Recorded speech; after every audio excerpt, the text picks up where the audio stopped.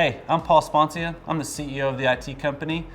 All of our videos are really designed for one thing, to help business leaders understand how to align IT with their business strategy so that they can go further faster. Further faster means make more money and have more fun. That's ultimately what we want you to do. So thanks for stopping by. Thanks for watching. Hope you enjoy.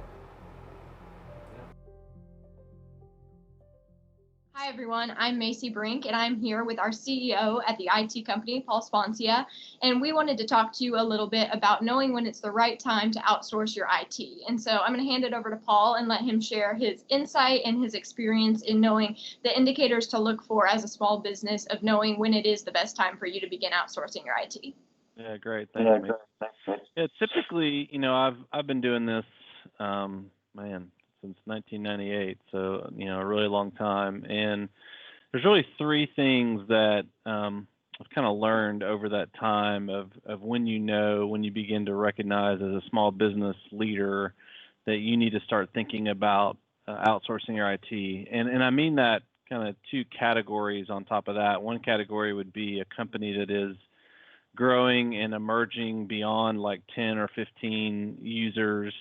And then the company that maybe has internal IT or has an IT company or an IT person that has sort of evolved with them over time, and they begin to realize maybe there's some cracks and some creaks. And so those three categories that we typically find fall first one into you as a small business leader and your business are maturing to the point where you realize that IT is now not just important, but it's actually critical.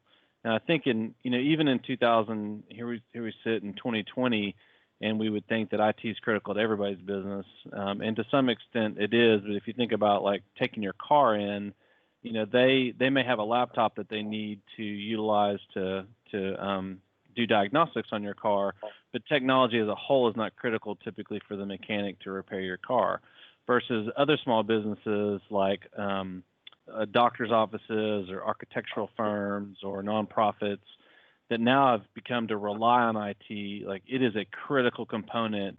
And when people begin to recognize it, is either they're maturing in their business and they just recognize it, or unfortunately something goes wrong and they recognize, oh wait, this thing is so critical to the operations of our business that we have to have it be reliable, stable, et cetera. So the first one is just a recognition that IT isn't just important, but it's actually become really, really critical to the business. The second piece is that, again, the leader, the owner, the leader, the leadership is maturing, and they're beginning to recognize that there's this money they're spending on IT, and that they begin to recognize that IT has become critical, and therefore it's strategic to their business. Much like from an accounting perspective, finance and accounting are strategic to the success of your business.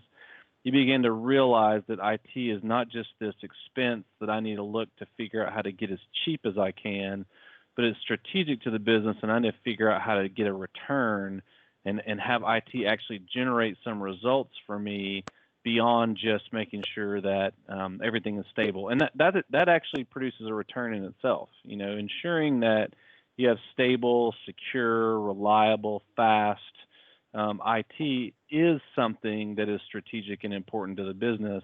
But then the next layer of that is actually understanding that IT actually has the ability to be extremely strategic to the business, much like you would from finance or HR or whatever it is. And therefore, it's time to actually hire somebody that is professional and has the processes and the procedures and the people and the accountability and the infrastructure to deliver on the strategic side of IT, not just the expense side.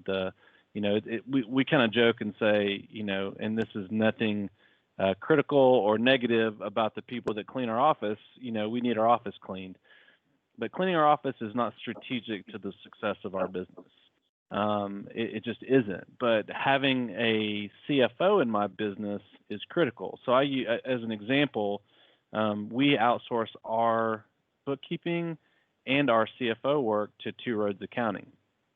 I understood how strategic that was, that we didn't just outsource it. I went to them and said, hey, I actually need my outsourced CFO to be part of my leadership team. it's so strategic to me that I need that individual to be a part of my team, helping me set strategy, helping me make decisions. I don't just want to talk to them once a month. I need to be engaged with them, multiple times during the week.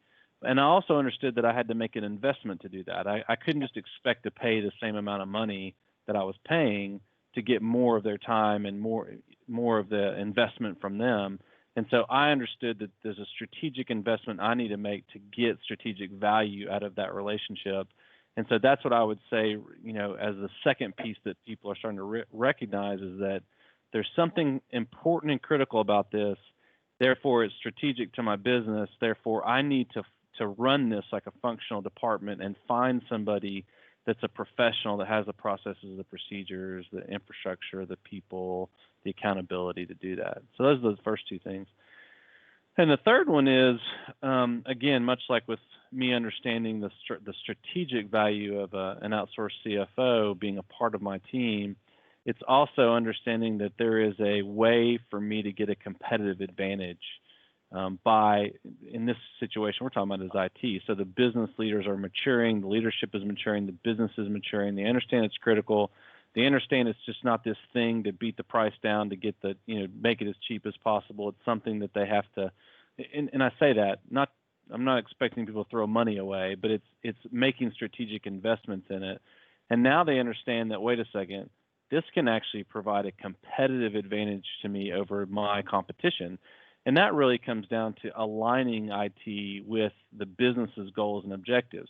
Again, if I just went to using the CFO analogy, if I hired two roads and I even said, hey, I want the CFO to be a strategic asset, and be a part of my leadership team, but then I didn't ever tell them about our strategic goals and objectives, then how would the CFO actually make an impact in the business? And so that's the third piece, is understanding that, hey, it's critical.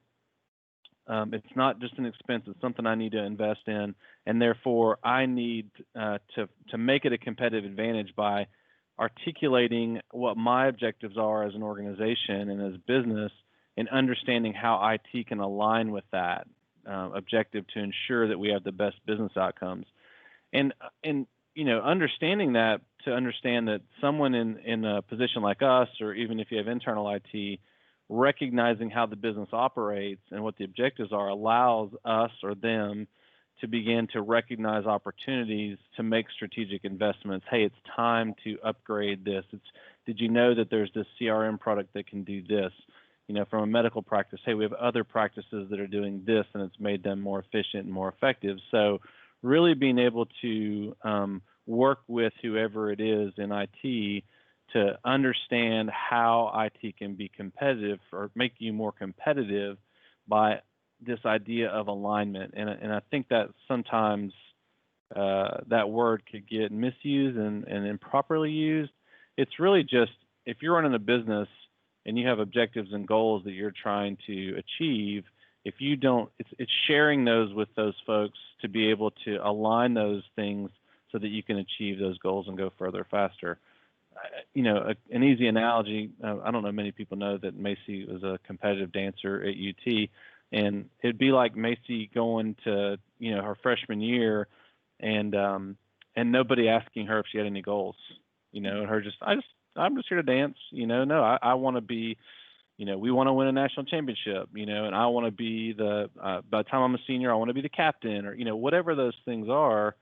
It's similar to that. If you're going to get out of it what you put into it, and if you don't share, with what your objectives and your goals are, then how can anybody help you achieve those goals and objectives? So those are at a really big level, three things that we see. A, it's just, you finally recognize this is just critical to the business.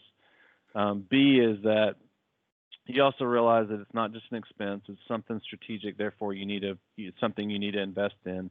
And the third is that you want to have a competitive advantage, and you want to use IT as one of the levers you can pull to improve your competitive advantage in the marketplace. Awesome. Thank you so much, Paul, for your insight and sharing that with us. And thanks everybody for watching. Yeah, thanks, Macy. I appreciate you taking the time.